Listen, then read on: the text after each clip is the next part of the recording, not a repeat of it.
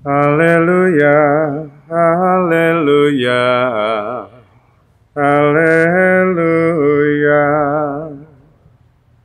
haleluya, haleluya, haleluya. Segala sesuatu kuanggap sebagai sampah, agar aku memperoleh Kristus dan bersatu dengannya. Haleluya, haleluya, haleluya.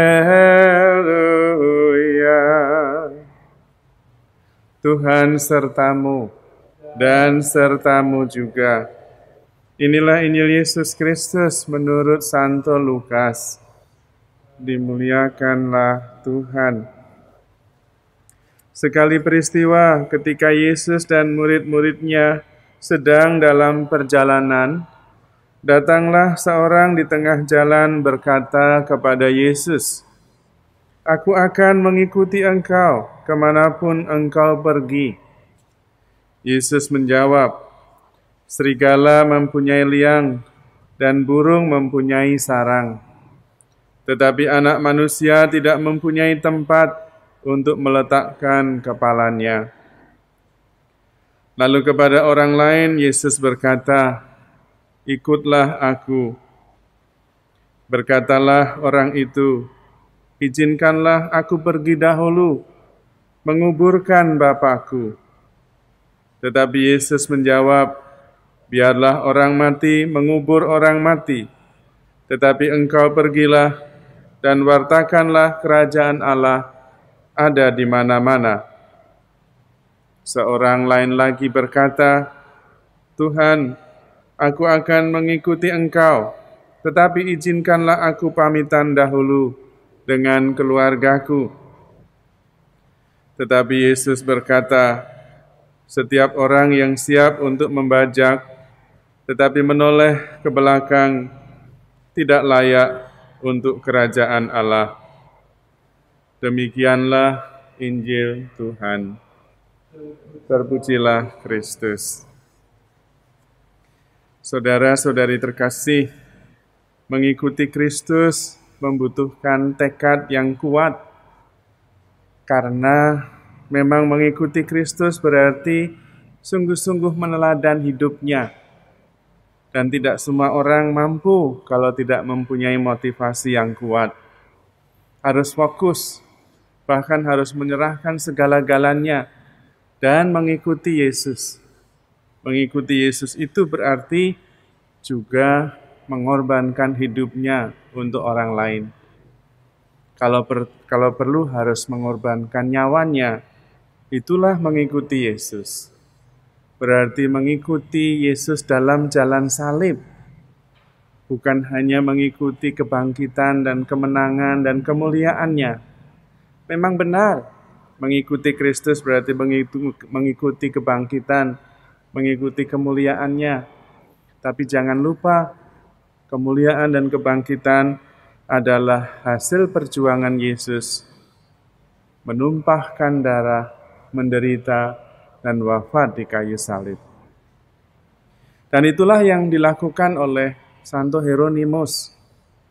Dia adalah seorang yang sungguh-sungguh menyerahkan diri sepenuhnya untuk Tuhan.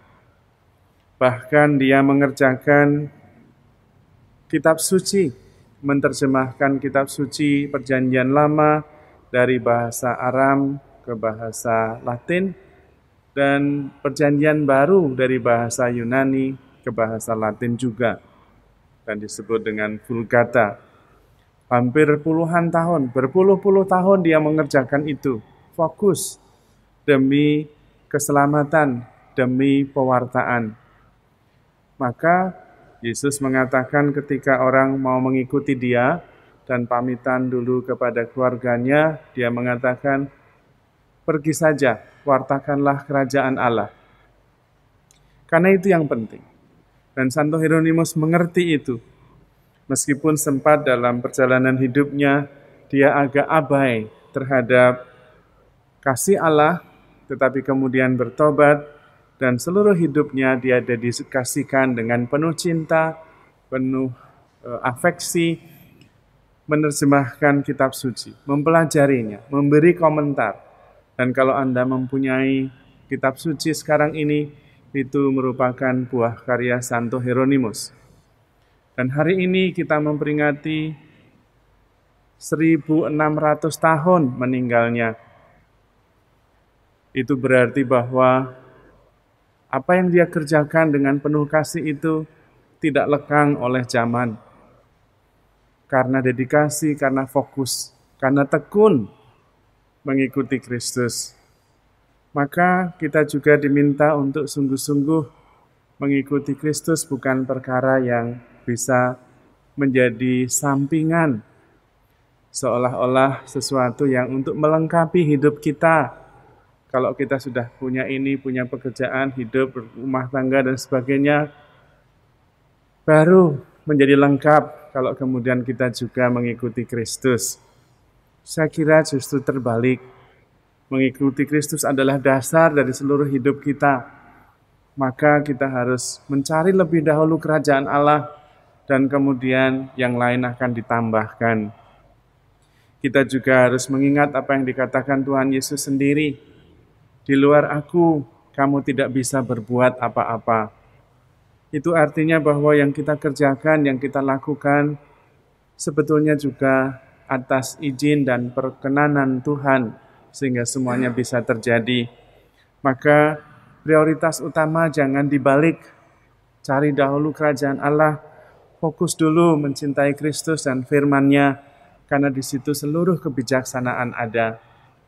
Kristus adalah kebijaksanaan ilahi, dan kitab suci adalah kebijaksanaan Allah. Maka menurut Santo Hieronymus, kalau kita tidak mengenal kitab suci, kita sebetulnya tidak mengenal kebijaksanaan Allah, dan berarti kita tidak mengenal Kristus. Marilah kita memohon rahmat Allah, supaya kita sungguh-sungguh hidup berdasarkan kasih Allah, hidup berdasarkan kebijaksanaan ilahi yang tertuang, yang ada di dalam kitab suci tersedia bagi kita. Kita mohon rahmat pengertian, rahmat pengenalan akan kasih Allah itu dari Allah Roh Kudus yang selalu menuntun kita. Amin. Allah Bapa Maha Kudus, kami bersyukur kepadamu atas rahmat iman, juga atas kebijaksanaan yang Kau anugerahkan kepada kami, sehingga kami mampu mengenali kehendak-Mu di dalam firman-Mu. Semoga tumbuh cinta kasih yang murni dari hati kami akan sabda-Mu dalam kitab suci, sehingga kami dapat mengenal kebijaksanaan-Mu dan hidup dalam sukacita, damai sejahtera, karena bimbingan dan berkat-Mu. Sebab Engkaulah Tuhan dan pengantara kami. Amin.